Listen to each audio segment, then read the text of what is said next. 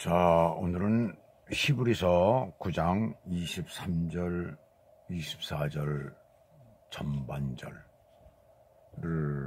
다시 해야 되겠어요. 어제 이것을 했었는데 지워졌습니다.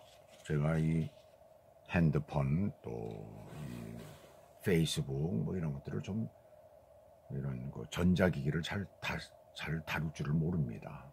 때로는 그렇게 해가지고 어떤 데 지워지기도 하고 또 다시 이제 이렇게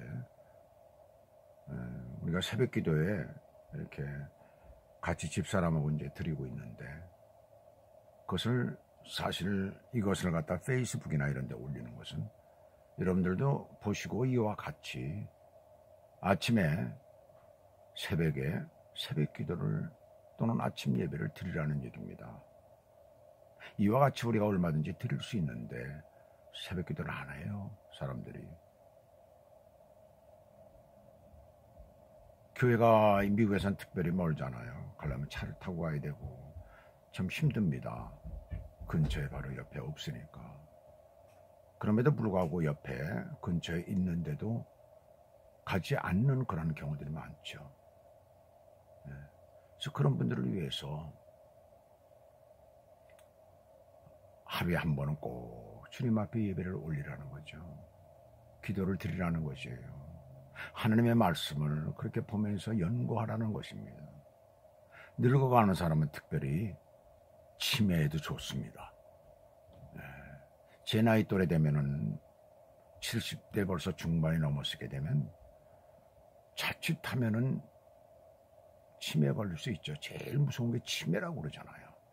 다른 병은 아픈 병이지만 치매는 완전히 정신을 잃어버려요.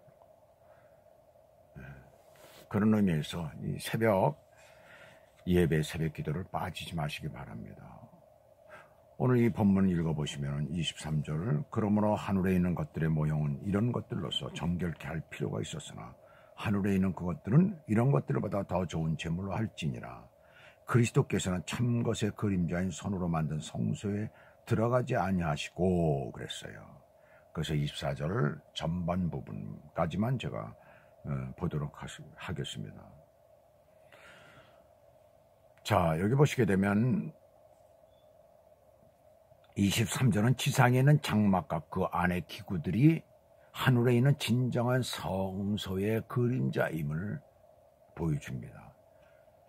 그러므로 하늘에 있는 것들의 모양은 이런 것들로서, 이런 것들이란 말은 실체는 하늘에 있고 땅에 있는 것들은 단지 베낀 것들에 불과하였으므로 결코 완전할 수가 없다는 거예요. 그래서 정결케 할 필요가 있었다는 것입니다. 그런데 그 다음 보시면 아주 난해한 구절이 나오죠. 하늘에 있는 그것들은 이런 것들보다 더 좋은 제물로 할지니라 그랬어요. 자, 보세요. 지상의 장막을 동물에 필요서 정결케 한다는 개념은 우리가 이해가 가지요. 근데 하늘에 있는 것들은 정결케 한다는 이런 개념, 이런 한다고 하는 이 개념은 쉽게 이해가 가지 않습니다. 왜냐하면 하늘에 있는 것들은 죄로 더럽혀질 수가 없기 때문이에요. 더구나 우리가 11절에 보시게 되면 하늘에는 이 창조에 속하지 아니한 더 크고 온전한 장막이 있다라고 11절에 이미 말씀을 했어요. 그렇다면 하늘에 있는 것들이 어떻게 부정하다고 할 수가 있겠습니까? 그런데 왜 이렇게 썼을까요?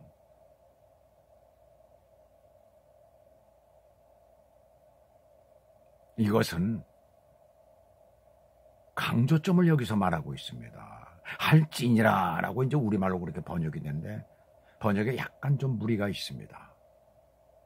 어떤 상태를 얘기를 하면서 이것을 보여주는 그런 것, 바로 이 강조를 얘기를 할 때 쓰여지는 그런 표현이거든요. 정결케 한다가 아니라 여기서 강조점은 더 나은 제물에 있는 것입니다. 그래서 짐승의 피로 들여졌는데 그것보다 더 나아야 될 거 아니에요. 더 나은 제물이 있다라는 걸 말하거든요. 지상에는 장막에서는 피로서 모든 것을 정결케 했지만은 그래도 그것은 완벽한 것이 아니었잖아요. 더 나은 제물이 대신 그 예수 그리스도께서는 단 한 번의 십자가상의 제사로 또 십자가상에서 피 흘리심으로써 하나님의 존존으로 들어가는 길을 완전하게 열어젖혔다는 것이에요. 무엇으로? 더 나은 제물로. 이것이 더 좋은 제물로 드렸다는 것이랍니다. 당연히 지상 장막보다는 더 좋은 제물로 드려져야 한다. 왜? 하늘 성소이기 때문에 그렇다는 그런 의미로 모형보다는 실체가 더 중요하잖아요. 더 좋은 것이 되어야 되잖아요. 그래서 그렇게 여기서 말씀하고 있는 것이에요. 참 이해하기가 어렵죠. 그래서 왜 이런 상충되는 말씀이 나올까 그러는데 때로는 번역에 약간 상의 그런 좀 우리 표현법에서 이제 그렇게 되는 거죠. 그렇지 않겠어요? 영어를 우리가 표현할 때도 조금 말이 안 되는 그런 표현이 있듯이 마찬가지로 헬라어도 마찬가지라는 겁니다. 우리나라 말로 표현할 때 조금 좀 이상해지는 그런 부분들이 있는 거죠. 자, 24절을 보시면 그리스도께서는 참것의 그림자인 손으로 만든 성소에 들어가지 아니하시고 오직 참 하늘에 들어가사라고 했어요. 손으로 만든 성소라는 것은 인간에 의해서 지어진 성막이나 성전을 가리키는 것인데 이곳에 들어가지 않으셨다는 것은 그리스도께서 땅의 제사장 직분을 취하지 않으셨다라는 것을 여기서 의미하고 있는 것이에요. 그리고 이렇듯 땅의 성소에서 아무런 직분도 취하지 않으셨던 주님께서 부활 승천하사 하늘 지성소에 들어가심으로 영원한 하늘의 대제사장이 되신 것.